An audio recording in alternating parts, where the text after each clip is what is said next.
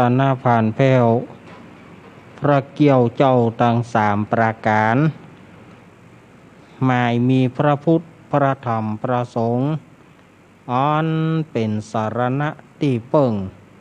ของหมู่เฮาต่างหลายขอกราบไหว้สาบุญญาปารมีธรรม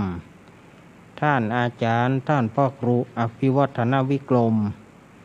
เจ้าอาวาสวัดปากตางเจริญผู้ดำเนินรายการเสียงธรรมแสงอรุณและรายการอู้จาภาษาธรรมพร้อมกับต่างท่านครูบาอาจารย์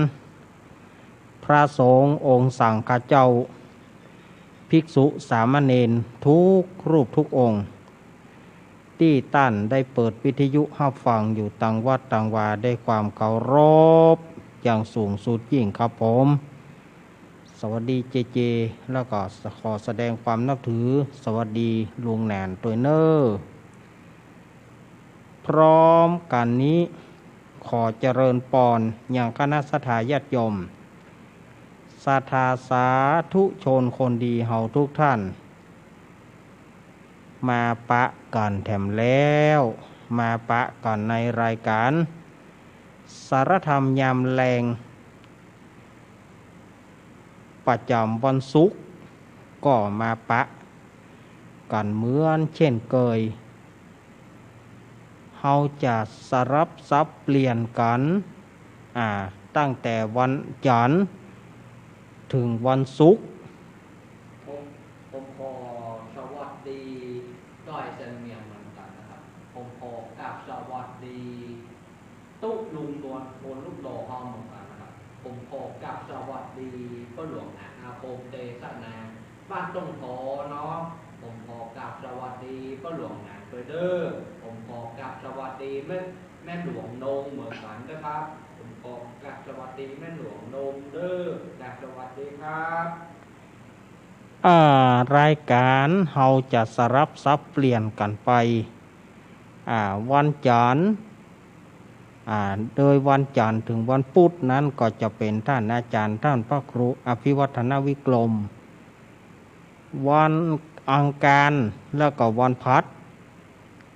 ก็เป็นของหลวงลุงชัยวัฒนาคเสโนถ้าวันศุกร์ก็เป็นของอาตมาภาพ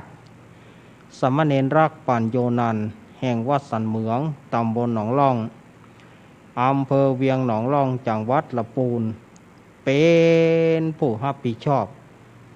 ผู้ดำเนินรายการตั้งสถานีวิทยุแห่งนี้อันมีสถานีวิทยุห้วยตองซักเรดิโอ 98.75 เมกะเฮิรตซ์สถานีวิทยุวัดฝายหินตำบลสุเทพอำเภอเมืองจังหวัดเชียงใหม่โดยท่านอาจารย์ท่านพระครูวิสุวัฒน์วรกิจโจสถานีวิทยุวัดพระบาทอุดมน้ำบ่อสาวาโดยหลวงพ่อสุจิตตานุรักษ์สถานีวิทยุบ้านทุ่งเรดิโอป่ออุดมแม่เทียมวันพุทธวงศ์สถานีวิทยุมนต์เสียงธรรมวัดบุพารามอำเภอแม่แจ่มจังหวัดเชียงใหม่และอีกหลายสถานีที่เปิ่นรับช่วงเวลาตั้งแต่บ่าย3 โมงไปจนถึง5 โมงแรงผมขอกราบสวัสดีพี่พิสมัยเหมือนกันนะครับผมขอกราบสวัสดีพี่พิสมัยของผมเหมือนกันนะครับมาปะกันวันนี้เป็นวันศุกร์ที่4 มิถุนายนพุทธศักราช2564เดือน9เหนือเดือน7ใต้แฮมมานี่9ค่ำวันนี้9ค่ำผ่านวันพระวันศีลไปตะวาเนาะศรัทธาญาติโยมผ่านวันพระวันศีลไปตะวาวันนี้9ค่ำแล้วแฮมบักกี้วันละเดือน9ก็จะดับเดือน9นี่จะดับโหนเนอะดับวันพุธเดือน9จะดับ14ค่ำดับวันพุธก ก็เหลือเวลาแถมเสาร์ที่เหลือเวลาแถม5 วันตะกะเนาะแถม5 วันเดือน9จะดับแล้วเดือน10หรือว่าเดือน8แรกเดือน10แรกเดือน8แรกจะออกแล้วแต่เข้าพรรษาเขาจะไปเดือน10หลังพุ่นนะมาปะกันอุศทาญาติโยมตั้งหลายได้นำเกินเวลาไปก่อนเนาะเกินเวลาไปเพื่อให้ศรัทธาญาติโยมได้เข้าใจกันเรื่องบัดเดี๋ยวนี้เขาก็ผ่านวันพระใหญ่ไปหลายวันพระแล้วเนาะผ่านวันสำคัญของพุทธศาสนาบอกว่าจะผ่านวันวิสาขบูชาผ่านวันอัฐมีบูชาวันอัฐมีบูชาผ่านไปตะวาละก็เหลือวันพระสำคัญแถมก็คือปุ้นวันที่24กรกฎาคมวันที่24กรกฎาคมอันนี้เราก็จะมาเป็นวันสำคัญแถมเตื้อหนึ่งนั่นก็คือวันอาสาฬหบูชาหรือว่าวันเข้าพรรษาของพี่น้องชาวบ้านปีนี้วันที่24กรกฎาคมเป็นวันอาสาฬหบูชาวันที่25เป็นวันเข้าพรรษาของตู้เจ้าพระเนนของตู้เจ้าพระนายจะเข้าในวันที่25แล้วก็26หยุดชดเชยวันอาสาฬหบูชาวันที่27หยุดชดเชยวันเข้าพรรษาปดเท่าหยุดก่อนอุดตะลุดสถาญาติโยมหยุดแตะหยุดว่าปีนี้แต่มันอย่างว่านะเนาะอันนี้แจ้งกับศรัทธาญาติโยมอันนี้อาตมาบัดใจว่าคนเดียวนะอาตมาเอาตามปฏิทินว่า26เพื่อก็หยุด27เพื่อก็หยุดดู28เพื่อก็หยุดดู28เป็นวันเฉลิมพระชนมพรรษาสมเด็จพระเจ้าอยู่หัวดูถ้าหยุดกันไปว่าเล่นอุตรุดเลยลู่แต่มาปะกันแล้วเพื่อบ่เฮือกลาดเกลี้ยวเสียเวลาตั้งสถานีก็แจ้งแล้วทุกสถานีแจ้งไปแล้ว ท่ามกลางบรรยากาศที่ร้อนอบอ้าวศรัทธาญาติโยมวันนี้นะวันนี้เพิ่นว่าอุณหภูมิมีหวังว่าจะขึ้นถึง42องศาดูอันนี้เปิ้นคาดหมายจากพยากรณ์อากาศนะว่าอุณหภูมิมีหวังว่าจะขึ้น42องศาธัมโมสังฆังเนี่ยเตอะศรัทธาญาติโยมว่ามันฮ้อนแต่นะศรัทธาญาติโยมจบเพราะว่าก่อนที่จะมานี่นะขนาดส่งน้ำแล้วนะยังฮ้อนจนฮ้อนวุดวันนี้ยอมรับว่าฮ้อนอุณหภูมิเพิ่นว่าจะแยาวว่าถึงจะขึ้นไปจนถึง42องศาเนี่ยศรัทธาญาติโยมว่าจะปานใดฮะ บัดเดียวแต่ถ้าได้ฮ้อนก็ฮ้อนขนาดถ้าได้หนาวก็หนาวขนาดธรรมชาติประเดี๋ยวมันเปลี่ยนแปลงกันไปหมดศรัทธาญาติโยมเปลี่ยนไปถ้าได้ฮ้อนก็ฮ้อนสุดๆถ้าได้หนาวก็หนาวสุดๆอย่างใดได้เนาะมันเปลี่ยนกันไปอันนี้เอามาให้ศรัทธาญาติโยมได้ฟังกันบ่ได้เนาะมาปะกันวันนี้แล้ววันนั้นอาตมาเล่นละครค้างไว้คืออาตมาก็เล่นไปเรื่อยๆแต่ว่าตั้งสถานีดับวันนี้อาตมาก็เลยจะเอามาใส่ศรัทธาญาติโยมใส่ศรัทธาญาติโยมในการที่จะเล่นละคร เป็นละครประกอบเพลง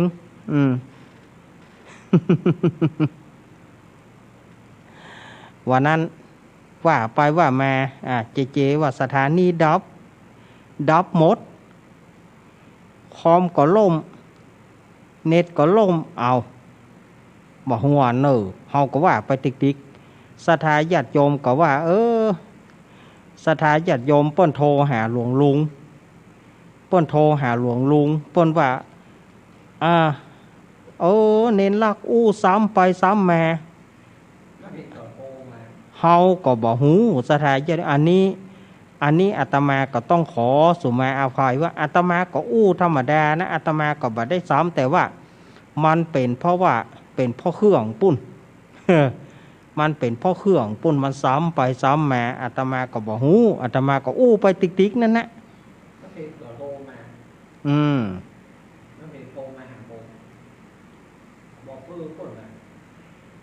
วันนั้นก็แม่เพนก็โทรหาเจว่าเสียงซ้ำกันแล้วก็สถาญาติโยมโทรหาหลวงลุงก็ดีโทรหาท่านบิ๊กบอสก็ดีว่าเสียงมันซ้ำกันเน้นลากอย่างบอกไปตั้งแน่ขอจริงเขาไปแล้วเขาอู้แล้ว เขาอู้ไปแล้วแต่ว่ามันมีที่อินเทอร์เน็ตมีที่อินเทอร์เน็ตก็เลยเกิดปัญหาขึ้นมาว่าเสียงมันซ้ำกันแต่อาตมานี่ว่าไปติ๊กๆละอาตมาว่าไปติ๊กๆเพราะอาตมาก็ไม่ใช่หู วันนี้ก็มาสายให้ญาติโยมกันเนาะอันนี้มาสายกันที่จะมาเล่นละครประกอบเพลงสถาญาติโยมได้ฟังแล้วก็จะไปคิดมากเนอะคิดเถอะว่าเป็นของขวัญของรางวัลเบาสมองกันแล้วกันถ้าญาติโยมไปคิดเน้นลักเป็นยาอั้นยาอี้นะมาถ้าไปคิดถึงมันจะไปคิดถึงมันจะไปเอาเรื่องมารกสมองเฮาฟังกันแล้วก็ฟังกันเอาม่วนเบาสมองก็พอละถ้าว่าญาติโยมบ่เปิงใจสมมุติแน่ถ้าบ่เปิงใจญาติโยมก็โทรหาอาตมาหลังไมค์โดยตรงเอาดีกว่าเนาะเอาละศรัทธาญาติโยมต่อไปนี้ก็ปะกับไอ้ก้อนแล้วก็ทีมงานไอ้ก้อนและทีมงานจะมาเล่นละครให้ฟังมาทางนี้ไอ้ก้อนมาทางนี้สวัสดีครับสวัสดีครับมาแล้วเนอะนายก้อนทองรูปหล่อผมบอกกับสวัสดีไอ้ก้อนโบเหมือนกันนะครับโอ้ยเนาะแต่ไอ้ก้อนบาดายก็ปอกับเจเหยคิงจะไปหารอันตอบมันกะไอ้ก้อนมีอย่างวันนั้น วันนี้จะมาเล่นละครในเรื่องสัญญา5 บาทมันไปจะได้สัญญา5 บาทสัญญา5 บาทนี่มันเป็นจะได้กระเจิญฟังได้เลยเนาะอันนี้เป็นชีวิตจริงของผมพิษอกพิษใจมันเป็นละครสั้นฟังเอาม่วนบ่ได้เนาะฟังกันเอาม่วนฟังกันเอาเบาสมองถือว่าเป็นของขวัญของรางวัลกันแล้วกันของรางวัลก้อนโบแต่เนาะมันจะพอกันยากไปติ๊กแต่ว่านะไอ้ก้อนเล่นไปว่าถ้าไปสนใจมันครับเพื่อบ่ให้ไปการเสียเวลาผ่านไปไวเหมือนโกหกพบเสือก้นโบพบได้อันนี้นับบัดนี้เป็นประสบการณ์ของผมผมการดีใจหรอกบุรุษไปรษณีย์เพื่อเอาจดหมายมาส่งเพื่อจดหมายมาส่งให้ผมสวัสดีครับจดหมายถึงคุณครับขอบคุณครับผมไปจดหมายลอไหนลองดูก่อนเนอะ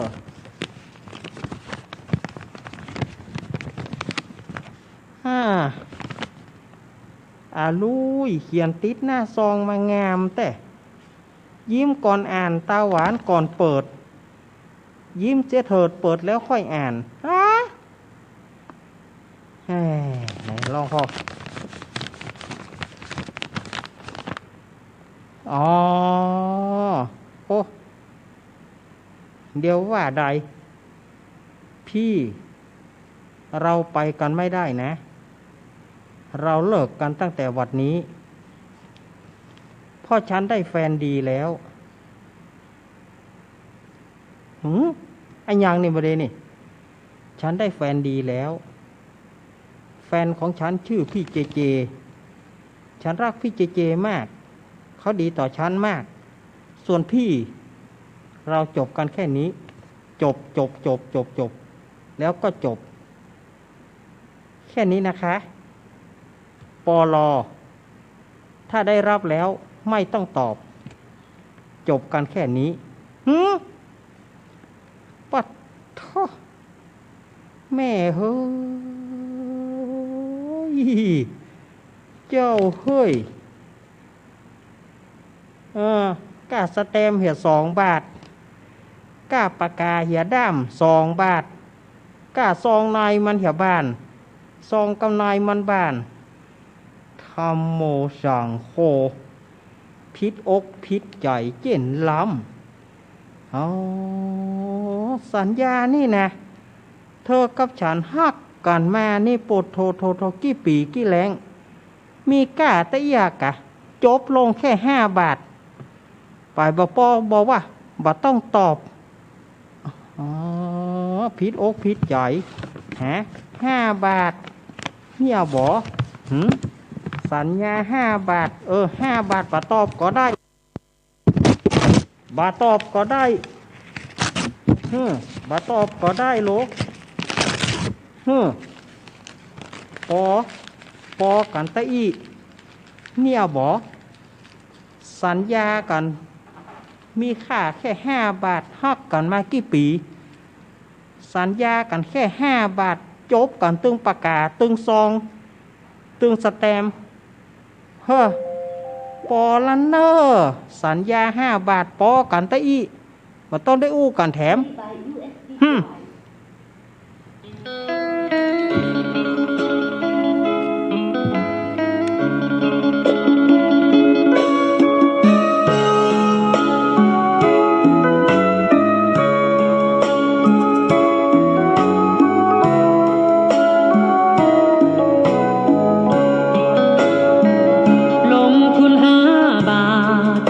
ตัดขาดความรักสองเรา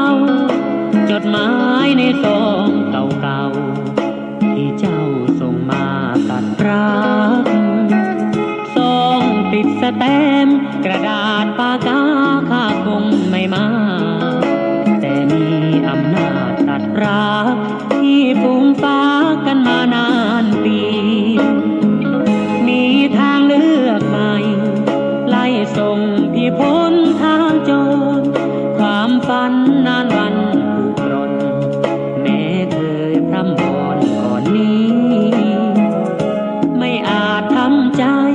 อ่านจดหมายแล้วซึมคาทีเห็นคำจบกันแค่นี้ใจพี่เหมือนโดนฟ้าผ่าสแตมป์2 บาทกระดาษและซองจดหมายปากกาที่เขียนบรรยายรวมแล้วใช้เงินเหรียญ5น้องส่งมาล้มความรักงดงามสูงค่าด้วยการยกเลิกสัญญาผิดข้อหาใดๆไม่มีลงทุน5 บาทตัดขาดความรักสองเราเหตุผลแค่เพียงส่งข่าวแล้วเจ้าก็ไปหลบลี้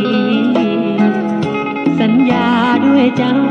แต่ใช้ปลายปากกาขยี้ถนอมรักมากี่ปีกลับมีค่าเพียง5 บาท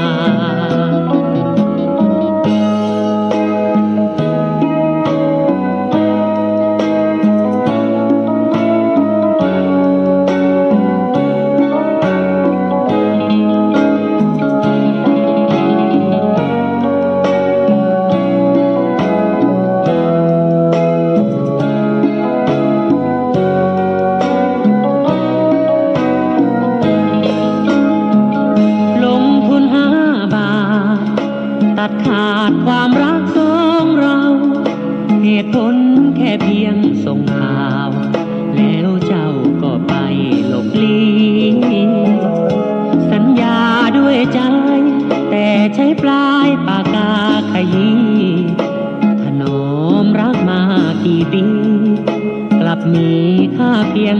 5 บาท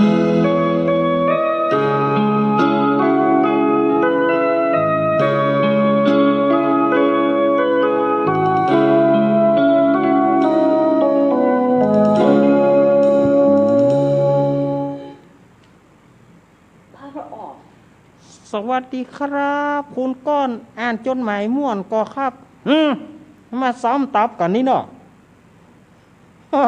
ครับสวัสดีอาก้อนโม ก็เดียวกันเนอะเจเนอะก็เดียวกันเนอะแหล่งใดแหล่งมิงฮะนะก็เดียวจะฟอนคอคิงนะ โอ้โหเฮ้ยจะไปเอาอย่างผมนะครับเนอะความฮักเป็น10 ปีมีค่า5 บาทพิษอกพิษใจปอแล้วเนาะปอแล้วเนาะไปละครับสวัสดีจบก่อน วันไหนครับอาก้อนโม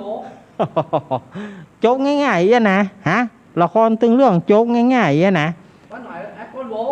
เมื่อกะขั้นหอนหน้าโคน ก็ได้อย่าได้มีนอกบทแล้วป่ะเฮ้ยจะปล่อยจะหอย คนเดียวกะ ได้ปีก ตะโลดต่ำนี่ตะโลดต่ำกาดนี่ไปคนเดียวแฮโหแฮออกอากาศได้ใหญ่ ไอ้ก้อนนี่ก็ยุ่ง แฮออกอากาศไปเลยอ่ะได้ความ ฟังละครเบาสมองกันไปสถาญาติโยมเนี่ยมันต้องมีอย่างรายการอาตมานี่นะมันเป็นรายการที่มันบอกว่ารายการที่แกงแค่แกงโฮ เผ็ดก็มีในเนี่ยหวานก็มีในเนี่ยเกมก็มีในเนี่ยกินลาบน้ำพริกก็มีในเนี่ย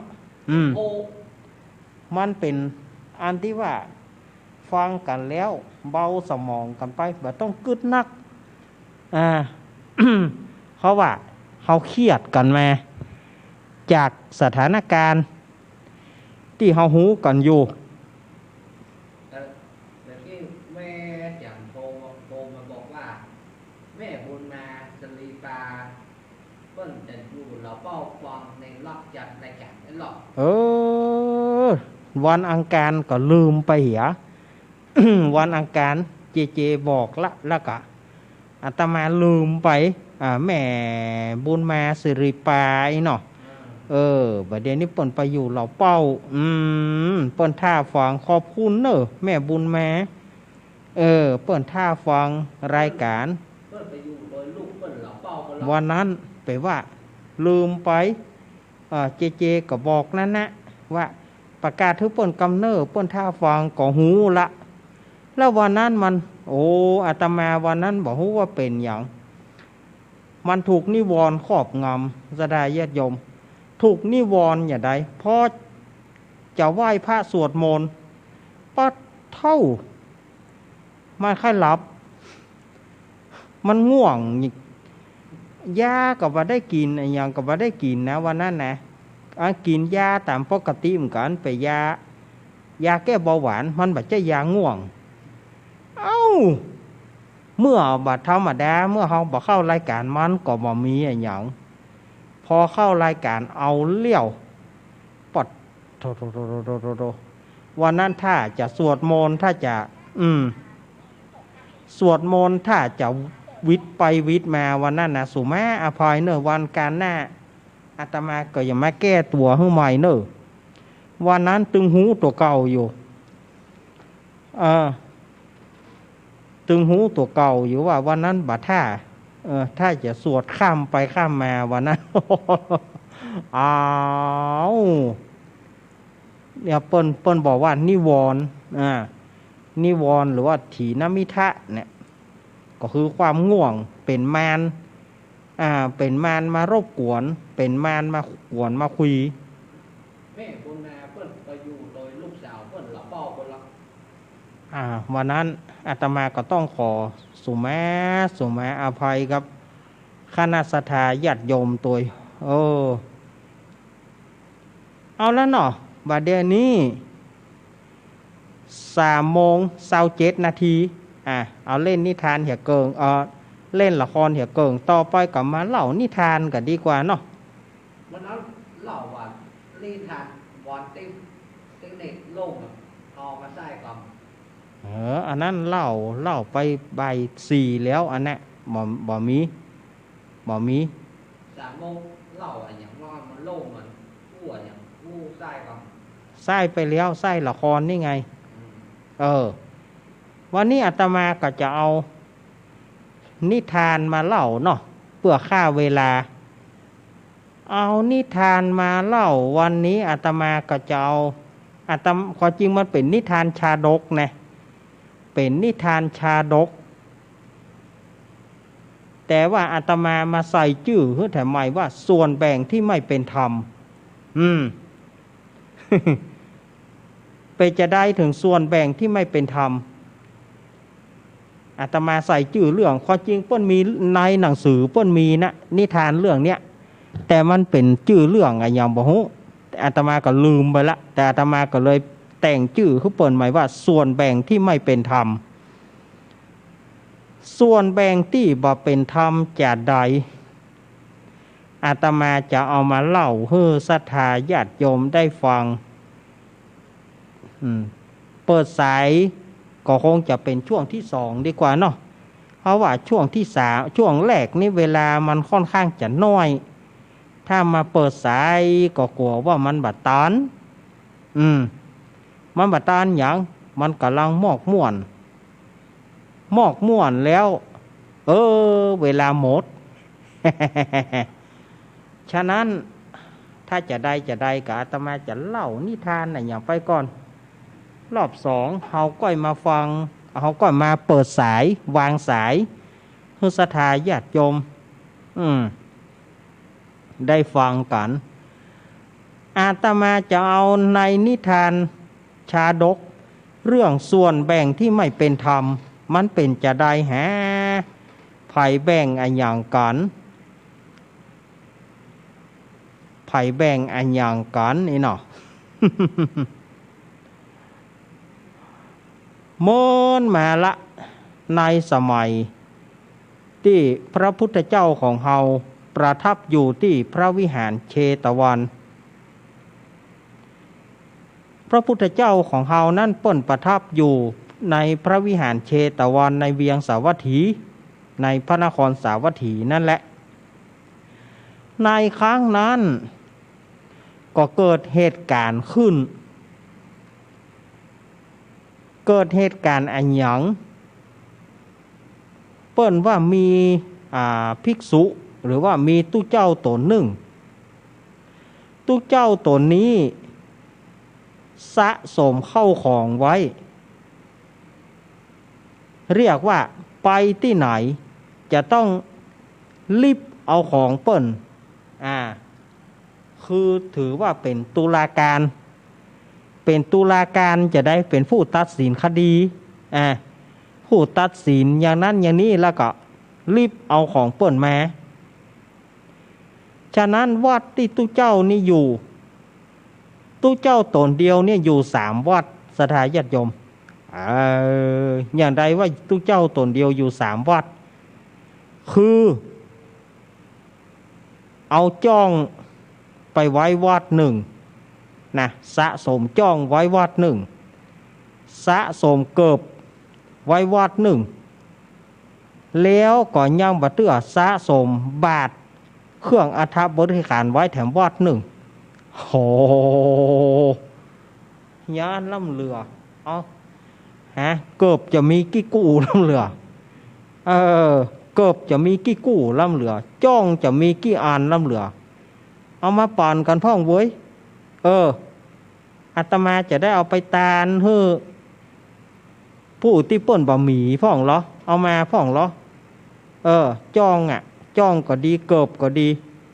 ตู้เจ้าตัวนี้ไปสะสมไว้เอาไว้เต็มวัดเต็มวาวะก็เท่าน่ะเงี้ยอย่างอ่านเงี้ยอย่างอ่านวะ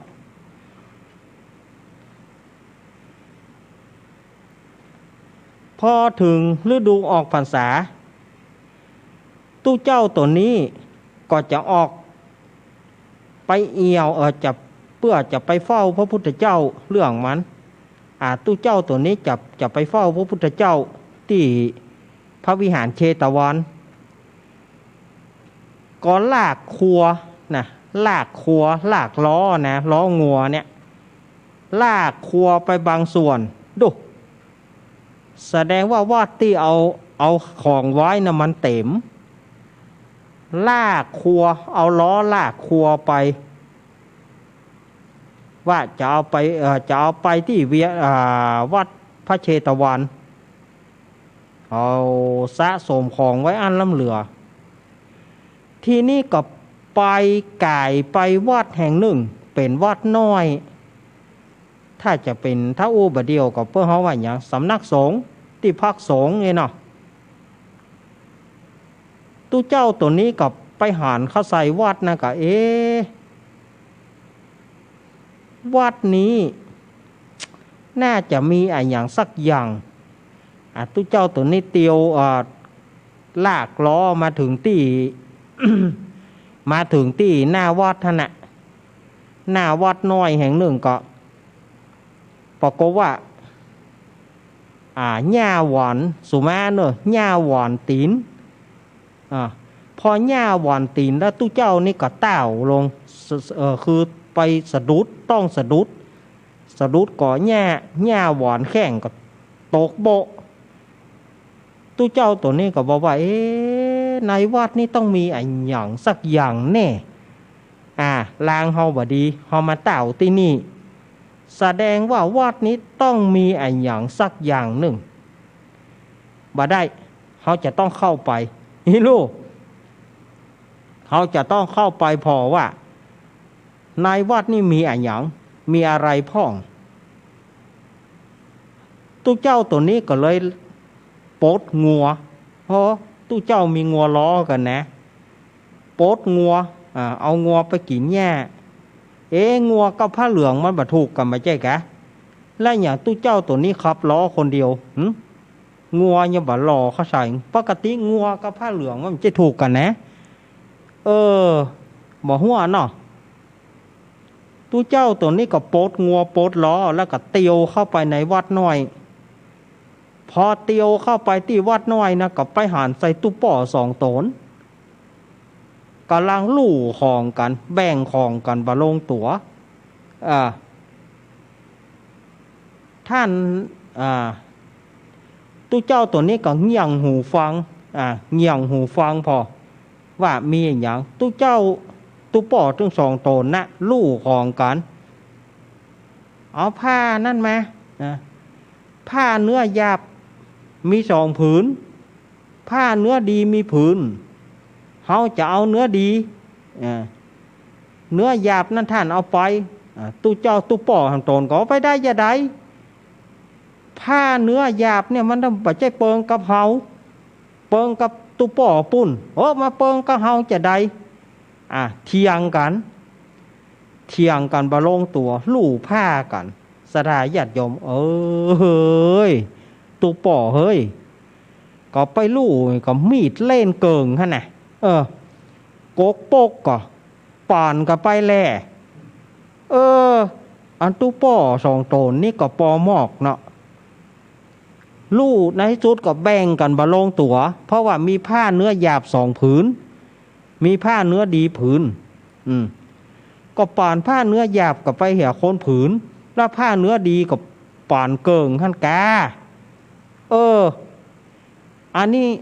คนใดก็จะเอาผ้าเนื้อดีผ้าเนื้อหยาบต้องเป็นของตู้ป่อเนี่ยผ้าเนื้อดีต้องเป็นของเฮาลู่กันไปลู่กันมาตู้เจ้าตัวนั้นตู้เจ้ารูปนั้นก็เลยเข้าไปถามว่าไหว้สาตู้ป่อลู่อย่างกันท่านลูกที่ไหนมามันบอกว่ามันเป็นสุมาเนอะตู้เจ้ารูปนั้นก็บอกว่าแกเนี่ยเป็นตุลาการเป็นเจ้าหน้าที่เป็นตู้เจ้าเป็นตู้เจ้าหน้าที่ตุลาการตัดสินคดีตู้เจ้าต่างๆผมนี่มาจากเจ้าหน้าที่ตุลาการของตู้เจ้า ตู้เจ้าตนใดมีเรื่องอันใดที่จะให้ผมตัดสินผมไปพูดตัดสินคดีอย่างตรงฉินถูกต้องโอ้เนี่ยเหรอตู้ป่อตัวนั้นก็ยกมือไหว้สาครับท่านท่านตุลาการมันแบบใจมีมันใจกะตู้เจ้าเป็นตุลาการเนี่ยมันแบบใจมีในป๊อบแบบใจกะหมอฟังไปก่อนนะฟังไปก่อนต้องมีดีกว่าขอไหว้สาท่านเจ้าหน้าที่ตุลาการท่านตัดสินคดีได้ตรงฉินแม่นก็ครับตู้เจ้าอย่างผมนี่บ่มีไผเต้าละ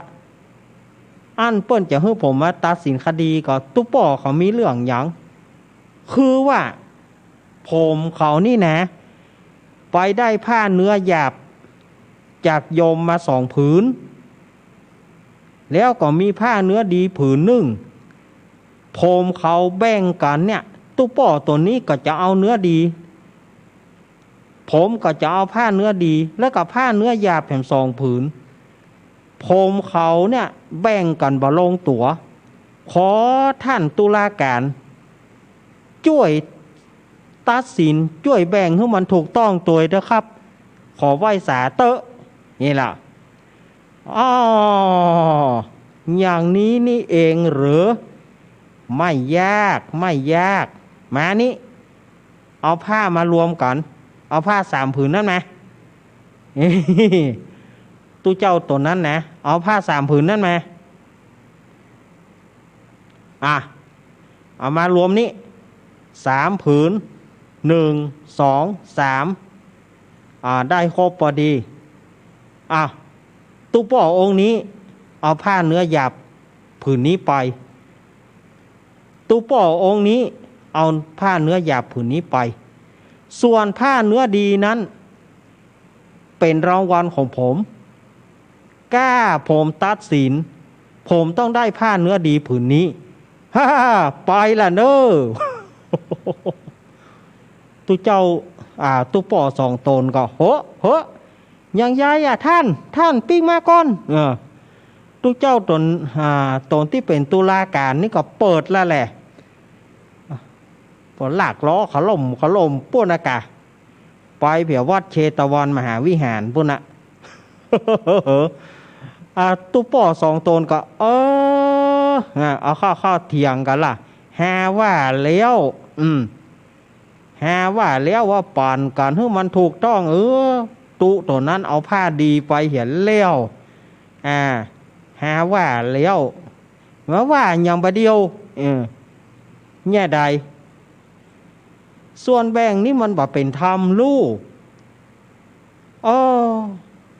บ่ได้เขาต้องไล่ติดตู้เจ้าตัวนี้ไปจนถึงวัดเชตวัน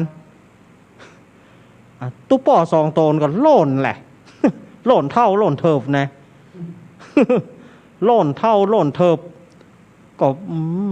มันจะตัวก้นล้อนะมันจะตานว่ะโล่นไปตู้เจ้าตนนี้กับตู้เจ้าตนที่เป็นตุลาการที่เอาผ้าเนื้อดีพวกประกับลากล้อเข้าไปวัดเชตวันเอาครัวอย่างไปกองไว้ตู้ป่อ2 ตนก็โล่นตัวไปจนถึงในพระวิหารเชตวันเข้าไปเฝ้าพุทธเจ้าพระพุทธเจ้าว่าดูกาลาตู้ป่อ2 ตนเธอตึง2มีอย่างแกปัดตู้เจ้าตู้ป่อ2 ตนนะควรขึ้นหูงัดขอเดชะพระพันเตพระกวาข้าแต่องค์สมเด็จพระสัมมาสัมพุทธเจ้านี่ล่ะบาดเดียวนี่ข้าพระองค์ตึงบาดเลี้ยวใจแต่ขอความเป็นธรรมจากพระองค์ช่วยตัดสินคดีแห่งกรรมเหรอตู้เจ้าตนตะกี้เล่นอวยขนาดเดียวตู้ป่อตึง2เธอเขาไปเนี่ยอย่างใดเธอเขาเนี่ยอย่างใดถึงได้โดนตู้เจ้าตัวนี้หลอกเสียหูกรรมนี้กรรมหนึ่ง ผมเขาสองตนเนี่ยอยู่วัดน้อยสองตนแต่ว่ามีโยมเปิ้นถวายผ้าเนื้อหยาบสองผืน แล้วก็ถวายผ้าเนื้อดีผืนแต่ผมเขาเนี่ยแบ่งมันบ่ลงตัวกันปรากฏว่าตุเจ้ามีตุเจ้าตัวนี้อ้างว่าเป็นตุลาการเป็นผู้ตัดสินคดีมาซุปเข้าใส่แล้วก็ถามว่าตุป่อเขาอย่างกันผมก็เลยบอกว่าขอให้เปิ้นมาช่วยตัดสินช่วยแบ่งผ้าสามผืนเพื่อมันได้เหมือนกันปรากฏว่าเปิ้นเอาผ้าเนื้อหยาบเพื่อผมคนละผืนส่วนผ้าเนื้อดีเปิ้นเอาไปเหี่ยเปิ้นเอามาเนี่ยเอามาที่วัดเชตวันเนี่ยผมเขาจึงโล่นตัวผมเขาจึงโล่นตัวมาเนี่ยเพื่อว่าขอความเป็นธรรมจากพระพุทธองค์ขอช่วยผมกำเตอตูเจ้าตั้งหลายเธอโดนหลอกบาดใจว่าโดนหลอกจัดนี้จัดก่อนเธอก็โดนหลอกอย่างพระพุทธเจ้าว่าตุป่อสองตนก็เลยบอกว่าพันเตพระควาข้าแต่องค์สมเด็จพระสัมมาสัมพุทธเจ้าในอดีตผมเขาก็เจอหลอกอย่างนี้เจออย่างมันเป็นจะได้ขอเล่าให้ผมฟังกำเตอองค์สมเด็จพระสัมมาสัมพุทธเจ้าเปิ้นก็เลยเล่าให้ฟังอาตีเตกาเลในกาละอันเมินมาละก็ยังมีหมาจิ้งจอกสองผัวเมียอาศัยอยู่ในป่าวันหนึ่งหมาจิ้งจอกตัวเมียเนี่ยตั้งท้องแล้วก็บอกกับผัวว่าปี้ว่าสูเนาะเอากำเมืองเขาเนี่ยว่าสูบาเดียวนี่นะข้ากำลังแมนลูกข้าแปะท้องข้าอยากจะกินปลาตะเพียนสดๆฮื้อสูไปหาปลาตะเพียนสดๆมาฮื้อข้าสักตัวหนึ่งบาได้ก็ได้เกิงก็ยังดีมาจิ้งจอกผู้เป็นผัวก็ได้กะสูเดี๋ยวข้าจะไปเสาะหามาฮื้อว่าแล้วก็เตียวออกไปที่ฝั่งน้ำในขณะนั้นก็มีนาคสองตัวนาคสองตัวเนี่ยไปได้ปลาตะเพียนมาปลาตะเพียนตัวใหญ่แล้วก็มาเถียงกัน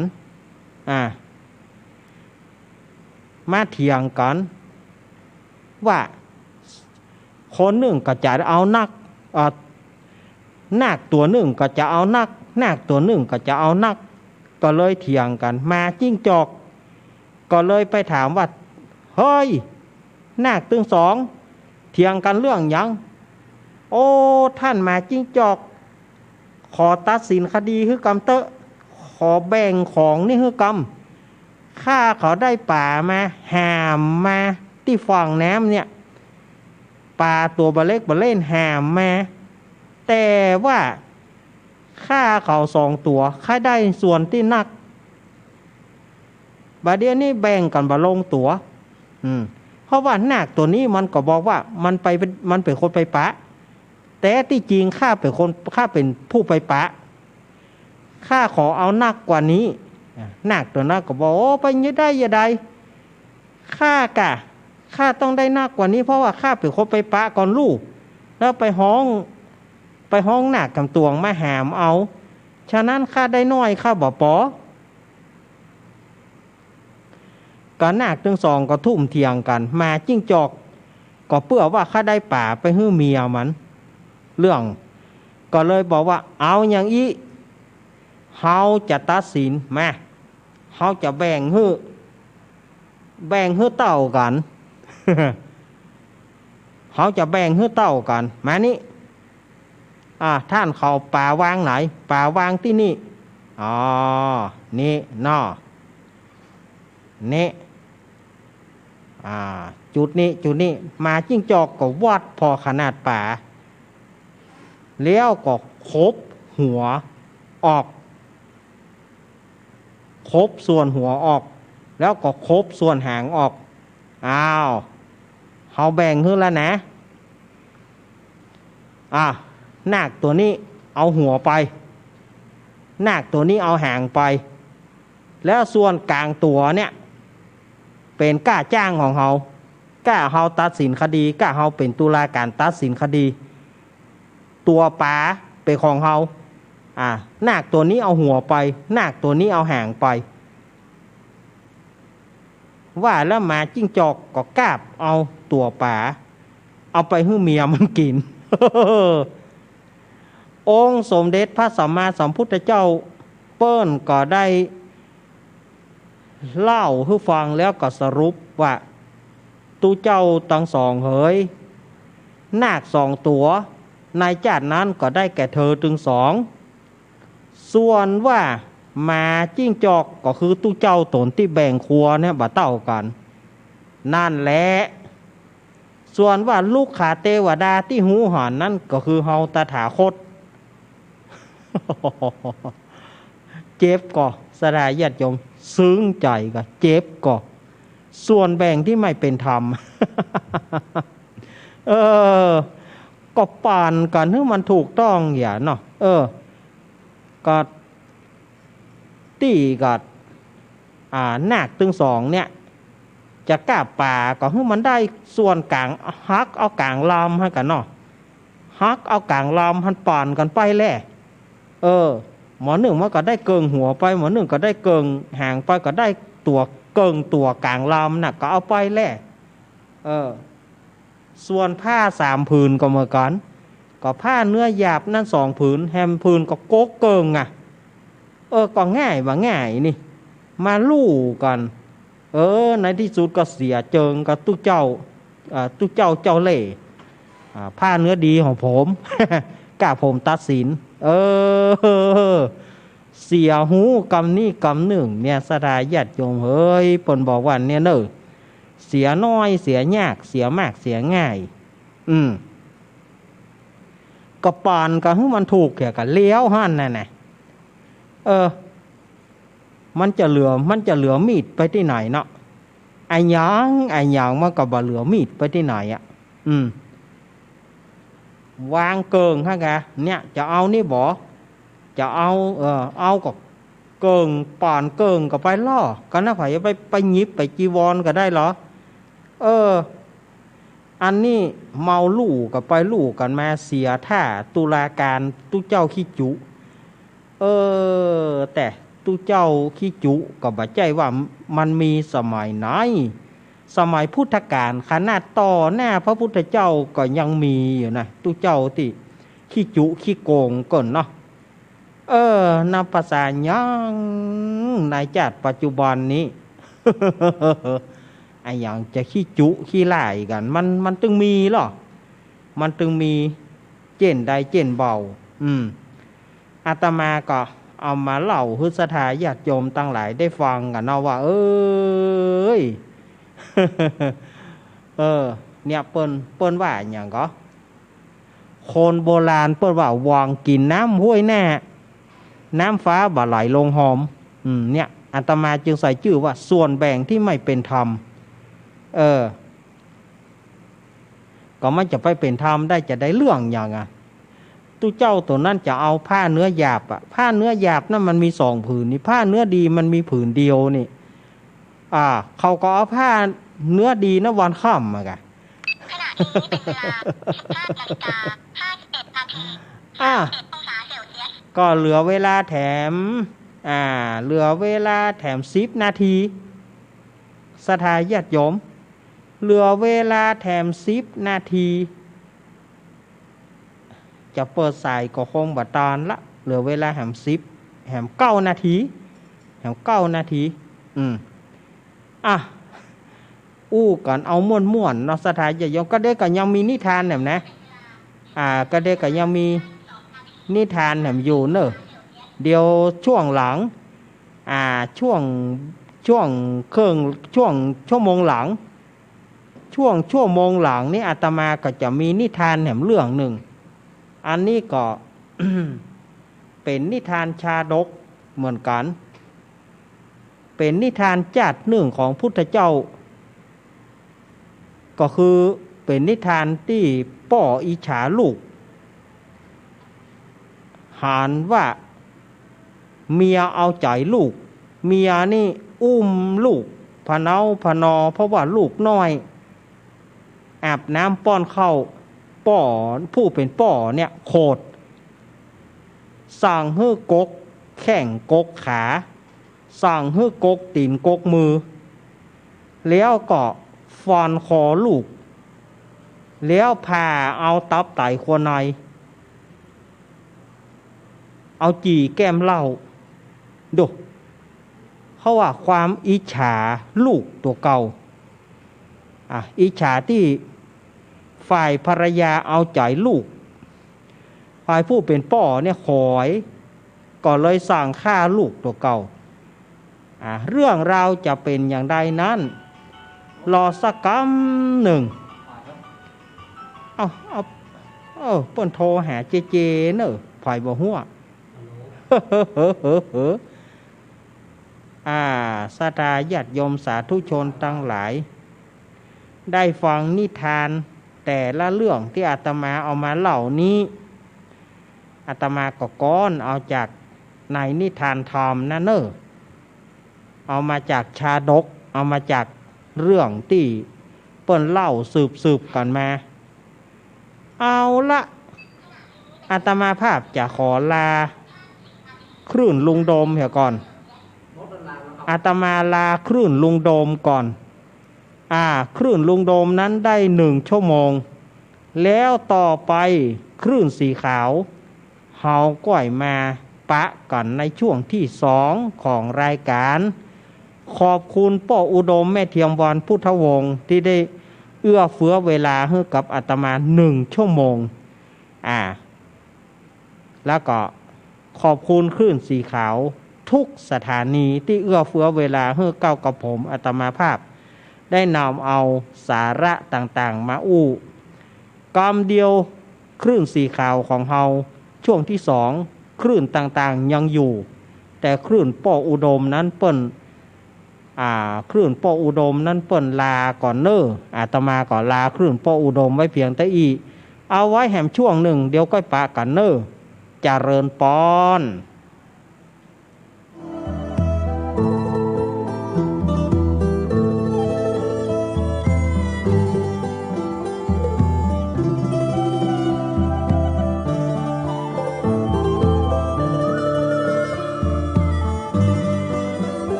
จะเอา